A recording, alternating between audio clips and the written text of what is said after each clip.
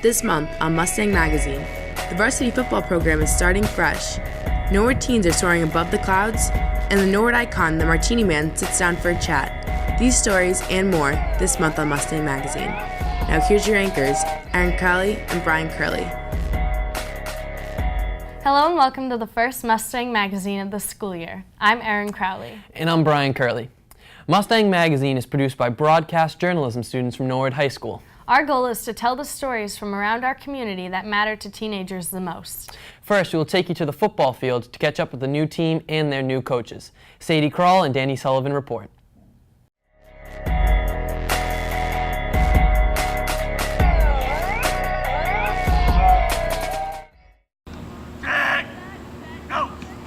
The varsity football team has been working all summer to try and make this fall season special. I've been waiting for this my whole life, my senior football season, and it's finally here. And I feel like we're going to have a great season and that we could really go places with this team. With a new coaching staff in place, the team is looking for a fresh start. Our philosophy is if we can get better every practice, the rest will take care of itself. We're getting better every day. It's a work in progress, but we're getting better. We have a good group of kids, good group of seniors. We have 7 captains with some leadership ability. We have some talent, and hopefully we can put it together and be successful. All of the players have good feelings towards the new coaches. I love the new coaching staff. Coach Ty, Coach Igo, Coach Egan, Buzzy. I love all those guys. They seem very good. They're very experienced coaching staff. They know a lot. The players know that there is only room for improvement this season. We have to be better than last year. No excuses. It's definitely going to be a better season, and I'm looking forward to it. You can't get worse. That was probably rock bottom where we were last year, so we're definitely going to get a lot more wins this year. With a new coaching staff, the Mustangs are ready to roll into their 2014 season. I hope we can come together as a group and play some real good, solid football. Reporting for Mustang Magazine, I'm Sadie Kroll. 1, 2, 3, Mustangs! Thanks, Sadie. For a complete list of varsity football games, visit NorwoodMustangs.com. Next up, we're headed over to the auditorium to meet up with some performers who are learning how to fight. Reporters Sam Marr, Jess Gregorio, and Kevin Perry bring us the story from the set of drama's latest production, She Kills Monsters.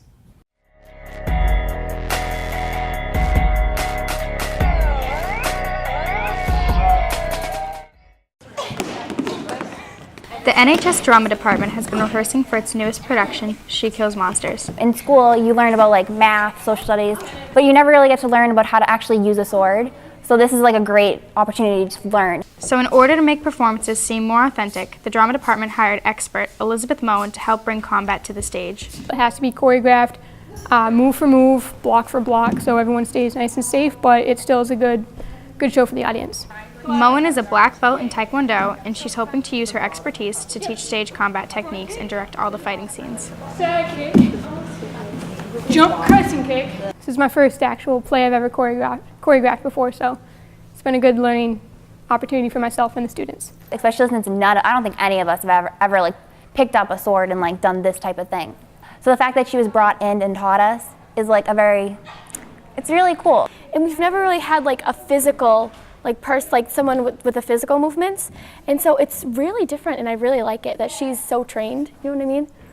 And for Moen, the real challenge lies in figuring out the best way to teach the fighting techniques. I wanted to keep it as realistic as possible, so that way they weren't just learning stage combat, they were also learning a little bit of martial arts. The fighting choreography may look easy, but the techniques have potential to go wrong. Take it really slow at first, and then get faster and faster until finally it can look like you're actually hitting someone without hitting them. It's so easy to just like kick someone like 5 feet away, but you have to make it look like you actually like kicked them or hit them, and that's the biggest challenge. With She Kills Monsters opening next month, the Drama Department is devoting a lot of time to the stage combat scenes. Now that like we're doing it like almost every day in class and everything, I'm getting used to it, and I'm learning the right ways to fall, and I'm getting better. You know, as long as you come in and you've got 100% focus, that you're listening and paying attention, you're going to be able to learn pretty much anything. She Kills Monsters opens on November 13th at 7 p.m. So come out and support the Drama Department and watch the stage combat come to life. For Mustang Magazine, I'm Sam Marr reporting. Thanks, Sam. Be sure to check out She Kills Monsters opening this month in the NHS Auditorium. Now we send you out to the NHS courtyard where reporter Tori Giffen shows us how the Environmental Youth Coalition is pitching in to keep Norwood High School green and beautiful.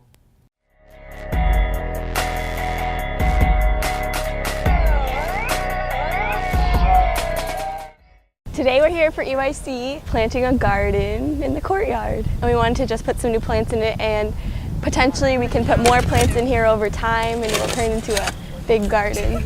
Ready? 2 hands like this and push down. Task is going to be taking on the responsibility of tending and watering the garden. And we're going to use compost from the scraps that we've composted in the dining hall to help these plants grow. Just kind of pull the leaves back and make sure there's dirt on top, you know what I mean? EYC is really excited to promote the environment and sustainability and do a hands-on project here. We're glad that kids were able to get out into the courtyard and use the space for something productive. I've never really been in the courtyard before, so it was cool that we got to go to the courtyard. Thanks, Tori. Students, be sure and support the Environmental Youth Coalition by composting your food scraps in the cafeteria. Being a teenager in today's world can be stressful at times, and some teens handle it better than others. Recently, Brian King caught up with a nonprofit group in Norwood that's helping teenagers cope by showing them what life looks like from above the clouds.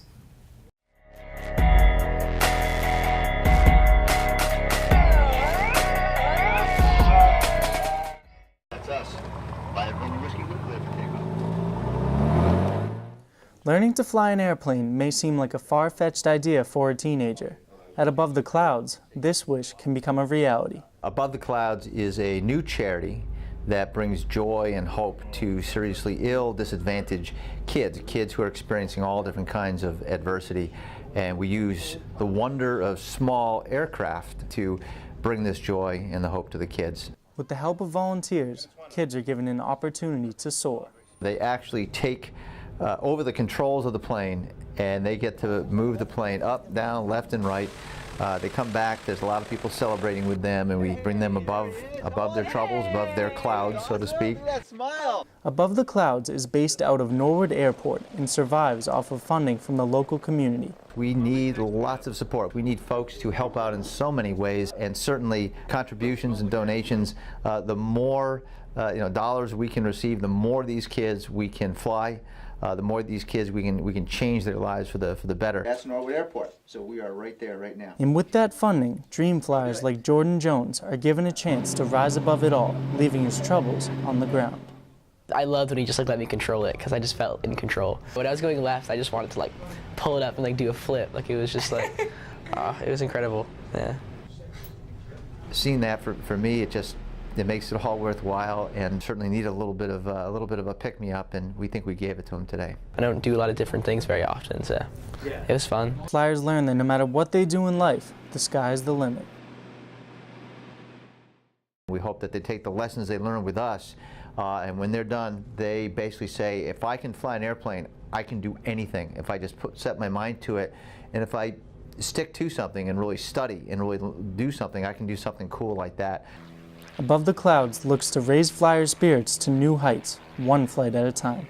Reporting for Mustang Magazine, I'm Brian King. Thanks, Brian. For more information on Above the Clouds, visit abovethecloudskids.org. The Norwood community is filled with interesting people. Recently, Brian Curley and I sat down with one Norwood resident known for his outgoing personality and unique habits.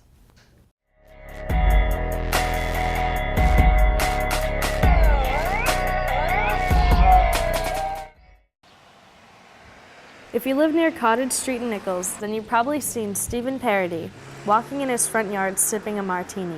I think some non-animal lovers will do a double take and shrug and say, what a strange guy, either carrying a glass of champagne or a martini and walking a cat. Well, I don't know, maybe I'm unusual. Known around town under many nicknames, this Norwood icon embraces the recognition. I've been called Martini Man, Catmandu, and somebody even called me the Earl of Norwood. I've been called worse things.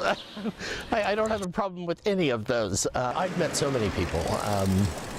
I know all my neighbors, but they walk by and we say hello, or they stop and we talk. Parody was born in South Florida and spent his teenage years working for his older brother who was in the general contracting business. After taking some classes in his 20s, Parody decided to enroll in school. I went to Boston Architectural College and then eventually ended up doing graduate studies at Harvard Graduate School of Design.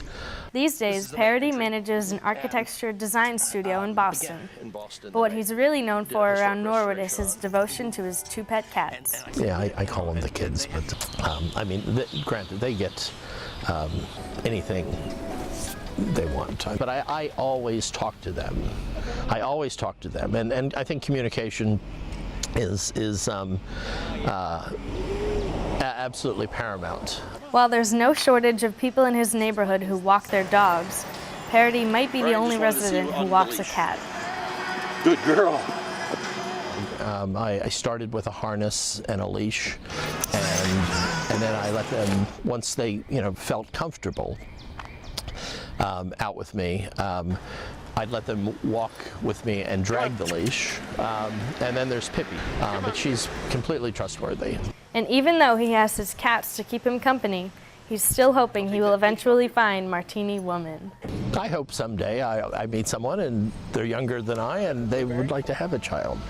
And I'm like most animal owners that are childless. I think they, and even animal owners with children, if they really love their pets, they're part of the family. So the next time you're near Cottage Street in Nichols, stop by and say hello to Norwood's one and only Martini Man and his cats.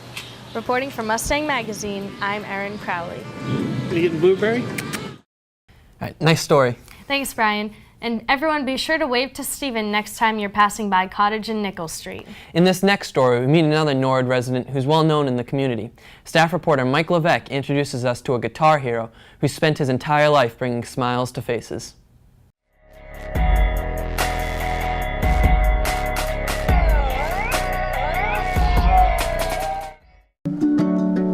Pack up all my kids and whoa, here I go singing. Peter Gugliotta started playing the guitar at a young age.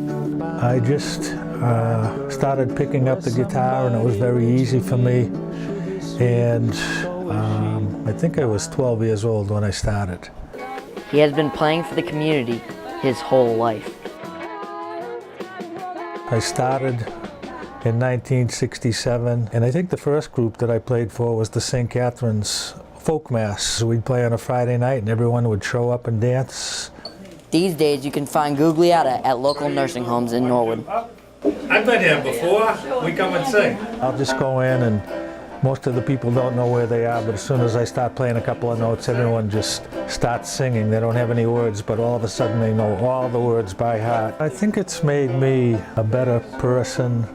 I've been able to help others in the community, and that gives me a great deal of satisfaction knowing I did that. He always looks forward to reactions from his audience.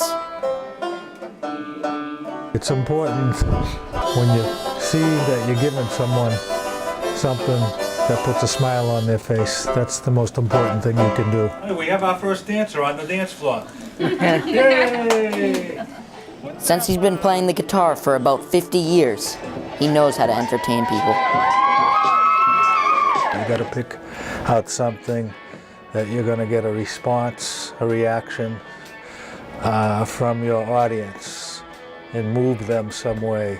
Either make them dance or make them happy or make them sad or strike some type of emotion. I think that's a good feeling when you see all of a sudden they're all happy and singing. That's a great feeling inside. From Mustang Magazine, I'm Michael Vleck. Late tonight, blackbird, bye-bye. Blackbird, bye-bye. Thanks, Mike. Look for Peter playing around Norwood this holiday season. For this next story, students had to come all the way from Spain as part of a foreign exchange program. Here's Kiki Thaxter with the story.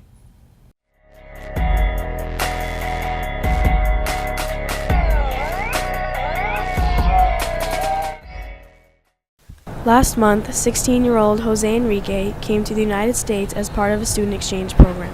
Very happy because I really wanted to travel abroad, and when I knew that I can come here, I feel so happy.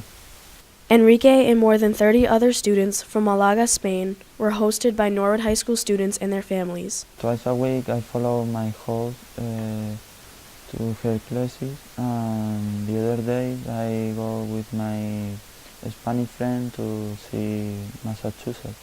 And getting to see the state of Massachusetts helped the exchange students understand the differences between the United States and Spain. But host parent Demetra Thaxter points out that kids are kids no matter where they're from. I have learned that American kids and Spanish kids are pretty similar. They like to hang out with other kids. They like to experience different things and just have fun. Each exchange student was paired with a volunteer host family for 3 weeks. The Thaxter household was an easy pairing for Enrique. What prompted us to get a student, friends came to us and told us and said that we would be great for it because we have connections to Europe and we understand the European way of life. But we also wanted to show how Americans live. And we were excited that someone actually wanted to come and experience the American way of life. The foreign exchange students spent a lot of time doing things the American way, and for most of them, it wasn't that different than home, but there were some things that weren't the same. And the food here is different. Thanks, Kiki. Hopefully the foreign exchange program will continue into next year. Now it's time to rewind a little bit and show you what we were up to this past summer. Just because school was out didn't mean we stopped covering stories. In fact, several students from NHS-TV traveled to Kansas City, Missouri for a week-long broadcast camp as a part of the Academy of Scholastic Broadcasting. As part of the camp, students covered stories in the surrounding area. We thought we'd show you a couple of stories, now starting with one I did myself after visiting the college basketball experience in Kansas City.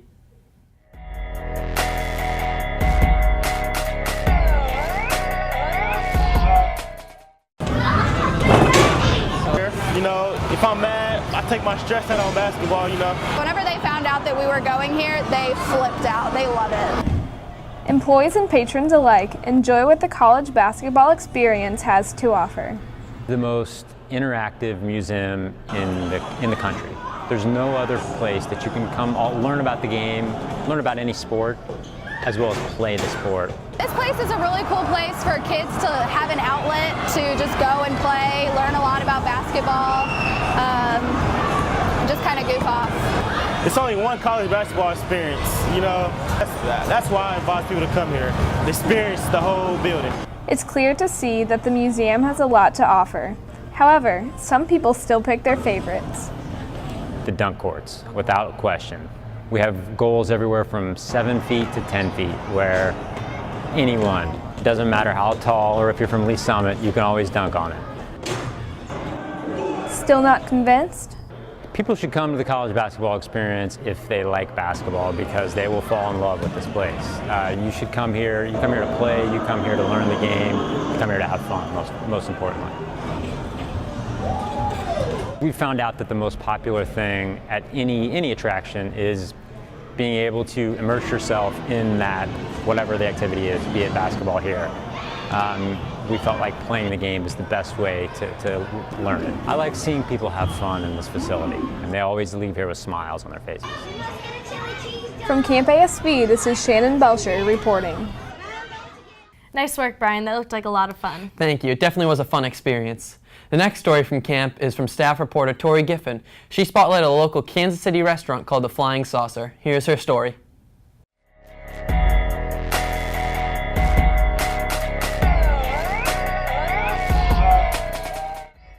In downtown Kansas City, the Flying Saucer restaurant uses their plates for more than just food. Well, we had these boxes of plates in the garage and didn't know what to do with them. The collection of saucers continues to grow because customers can earn their own. These ones up here are part of our beer club. People come, they'll join our beer club, and they'll start trying different beers. Once they hit 200 different beers, we throw a big party for them. We get them a plate up on the wall. They can pretty much put whatever they want on it. School logos are popular.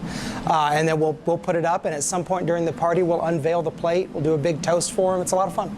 Currently, there are over 600 members of the UFO Club. Quite a few of those 600 different plate holders have multiple plates. 2, 3, 4. I think we have 2 guys that have 14. But not all of the saucers are from the beer club. A lot of people have, leftover saucers from their grandparents or their grandmother's collections. They'll send us or we'll buy from them. Since customers are so involved with the plates, many become regulars. Some people are here daily. Some people are here weekly. We've got people that live out of town and are only here once a month, but every time they're in town, they come visit us. For Camp ASB, this is Tori Giffen reporting. Thanks, Tori. For more information on Camp ASB, visit scholasticbroadcasting.com. Students weren't the only ones working this summer. Our very own Mr. Brunt attended an ASB camp specifically for teachers. As a part of this advanced teacher camp, he had to ride a charter bus through 4 Midwest cities while producing stories. While passing through Chicago, Mr. Brunt met a surfer who took him lake surfing. Here's Great Lakes surf hero Rex Frodstrom in his own words.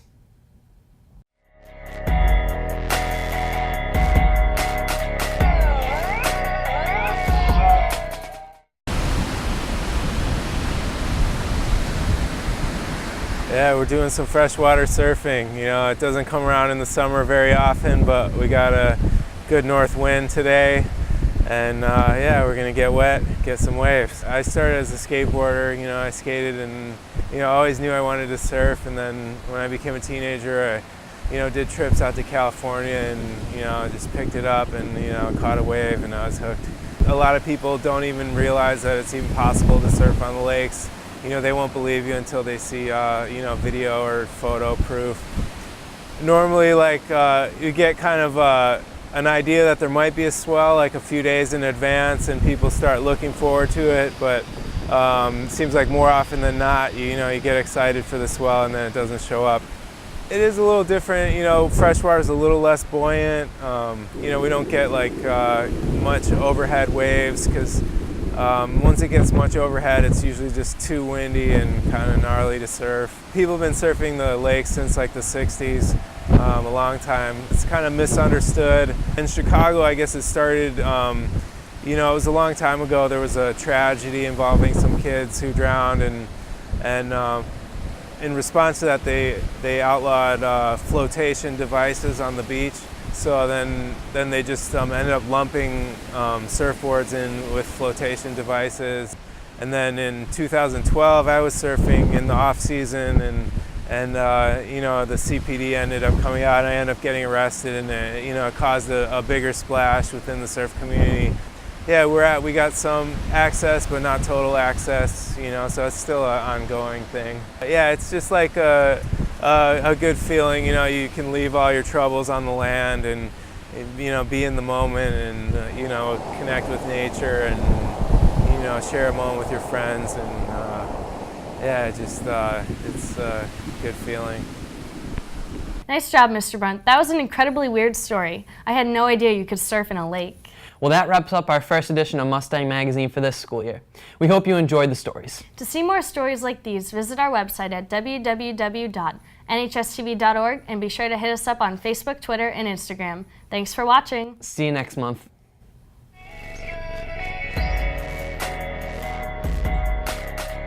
She spotlighted a local Kansas City restaurant called the Flying Saucer. Here's her story. Kiki, hopefully the foreign exchange program will continue into next year. I'm sorry. Nice work, Brian. That looked like a lot of fun. When were we starting? I'm sorry, I thought I was just going.